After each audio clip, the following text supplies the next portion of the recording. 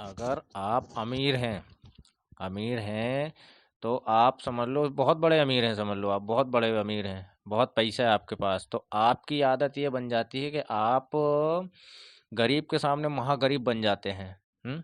आपने देखा होगा जैसे ठेले वाले, सब्जी वाले, वहाँ जो बाजार लगता है वहाँ पे, हाँ वहाँ आप जब जाते हैं तो जैसे आपने कोई सब्जी लेना है, आपने भाव पूछा भैया कितना, तो उसने बताया, कोई भाई ने बताया कि भाई 10 रुपए किलो, तो आप उसको कितना बताएंगे?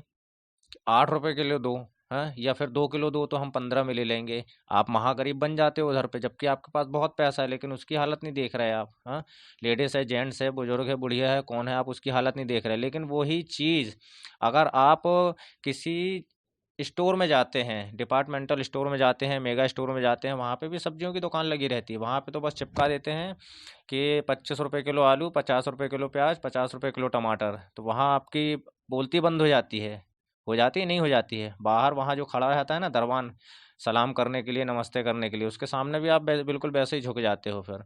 तो ये होता है अमीर और गरीब, और ये आदत आप लोगों की बनी रहेगी, बदलेगी नहीं, बनी रहेगी, उसको और बनाते चले जाओगे, लेकिन बदलेगी नहीं आप लोगों की आदत।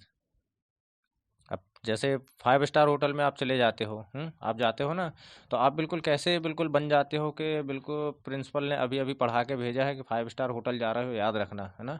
और फिर आप किसी ढाबे में चले जाते हो, फिर वहाँ कैसे आप हो जाते हो, फ्लाइट में आप जाते हो, रिजर्वेशन ट्रेन में जाते हो, वहाँ कैसे हो जाते हो, ऑटो में जाते हो, ऑटो वाले के साथ कैसे हो जाते हो। तो ये आदतें होती हैं ये आप लोगों की। तो कहीं न कहीं जो आपके पैसों का नुकसान होता है ना, आपके बॉस आप लोगों को जो कहीं न कहीं गालियाँ देते हैं, तो ये वहीं से आपका बंद हो जाएगा। अगर आप ये सब सारी चीज़ें बंद कर दोगे, तो आपकी फिर वो सारी चीज़ें अपने आप बंद हो जाएंगी, है ना। जो अंदर रहता है ना, उस पे काफ़ी चीज़ों का इफेक्ट पड़ता है अंदर, मतलब हमारा मन, हमारा दिल, हमारी चेतना। बाहर से आप कैसा रिएक्ट कर रहे हो, वो आपके पास वहाँ से ऐसी वाइब्रेशन, ऐसी फ्रीक्वेंसी आती है कि आपको कहीं न कहीं फिर नुकसान भी होता है और कहीं न कहीं आपको सुनने भी मिलता है। तो अगर 10 दुकान सब्जियों की लगी है और 10 ही लोग चिल्ला रहे हैं कि 10 रुपए किलो आलू हैं, तो फिर भी आपको वहाँ जाके पूछने की क्या ज़रूरत है कि भैया आलू क्या भाव हैं?